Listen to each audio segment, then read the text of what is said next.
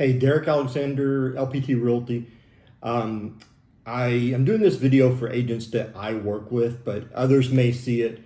And so I'll kind of explain that if you work with me, you're going to hear me ask if you have any lines in the water.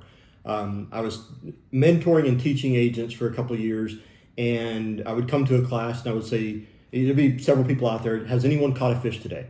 And people would look kind of confused and say, no. Well, what's the main reason you didn't catch a fish today? You didn't go fishing. So the thing in real estate, I see agents take weeks and months and they aren't fishing or trying to catch clients. There are no actions on their part that would result in getting a client. And as the weeks and months go by with no action, they don't understand why they didn't have any clients. So it's maybe cheesy, but I like to compare fishing to catching clients. So you can't catch a fish if you don't go fishing. That's kind of what I'm saying, is that if you don't have any lines in the water, you're not going to catch any clients.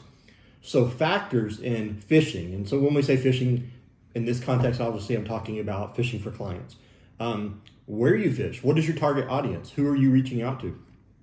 Is it your sphere? Is it for sell by owners? Are you knocking doors, or where are you trying to get that? Is it a good target? Is it a target that makes sense for you right now? Your line or your method of contact. Is it texting? Is it just posting on social media? Is it a phone call? Is it an email? Is it in person? Some are better than others. So if you're only posting online over and over and over for a long time and you're not getting anything, that's a lower quality line. That's a form of reaching out to people.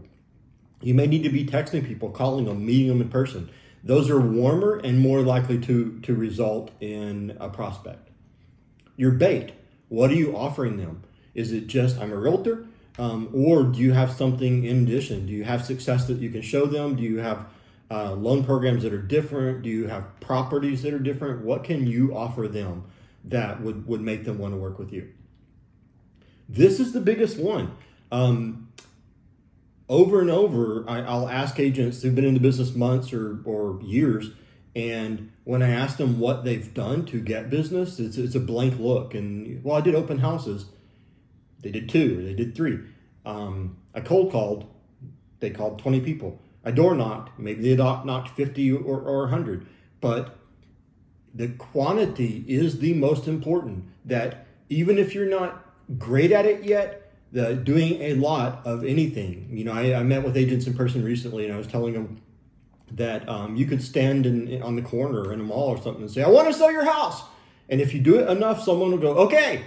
And so it doesn't have to be perfect to start out. You get better by doing it. But the expectation of doing a little bit and getting something will usually not work. So you have to do a lot of it. So how much fishing? If you don't have any lines in the water, this is what you're gonna look like. You're sitting there waiting for something to eat, and there's nothing out there that's just gonna come and jump in your plate. All right, you got one line in the water, that you have this one little, maybe it's your sphere or maybe it's social media. And one line in the water is better than none in the water. If you're keeping that line in the water, you may get something. Here's where we want to get. We have multiple lines in the water that we're following up with our sphere, we're posting on social media, we're calling for sell by owners, and we're doing open houses. And so all of those are opportunities that we could catch something. The more the better. I would say don't spread yourself too thin, that it's probably better to be working 3 or 4 very well than 10 poorly. That's where your quality counts. 3 or 4 poorly is better than 1. But 3 or 4 done really well is kind of where you want to be to start building that business. As time goes on, you can get really good, and it's almost like this, to where it's automated. There are agents that I personally know, 3 or 4 agents whose gross earned commission is $500,000, $600,000, $700,000. Now, some of them spend $150,000 or $200,000 on marketing. So their income is $600,000, but they're spending $150,000, and that works for them. I don't know if that's where I would want to be, not as a solo agent, definitely, but the opportunities are there that you can build it up to where you're you're commercial, you know. If you want to learn faster, better, bigger, consider investing in yourself. You can do it on your own. Most of you will be able to do it on your own. It may be slower, it may be harder, it can take time.